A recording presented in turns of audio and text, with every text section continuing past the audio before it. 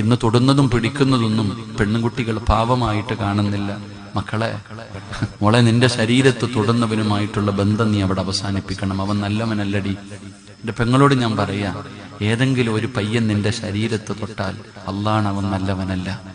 എടാ ചെറുപ്പക്കാരാ, കൂടെ നടക്കാനും ചിരിക്കാനും കളിക്കാനും 100 പേരെ കിട്ടും.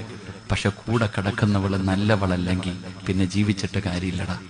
എടാ, ഒരു നല്ല പെണ്ണ് ഒരിക്കലും കല്യാണം കഴിക്കുന്നതിന് മുമ്പ് എത്ര അടുപ്പമാണെങ്കിലും നിന്റെ ശരീരത്ത് തൊടത്തില്ല. അല്ലാഹു ഈമാൻ തരുമാറാകട്ടെ. തൊട്ടാ എന്ത് ചെയ്തേക്കണം? വിട്ടേക്കണം.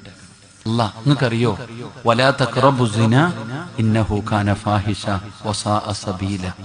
അല്ലാഹ് പറയാ, വ്യഭിചാരത്തിലേക്ക് നിങ്ങൾ അടുക്കുന്ന കാര്യം പോലും ചെയ്യരുത്.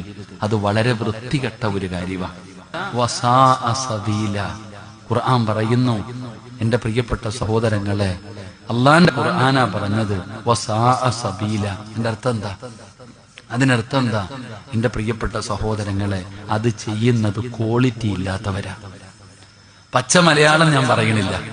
അള്ളാന്റെ ഖുർആൻ പറയുന്നു, ഈ വ്യഭിചരിക്കുന്നത്, ഈ വ്യഭിചാരമെന്ന് പറയുന്ന കാര്യം ചെയ്യുന്നത്, ആ ചെയ്യുന്നവർക്ക് ക്വാളിറ്റി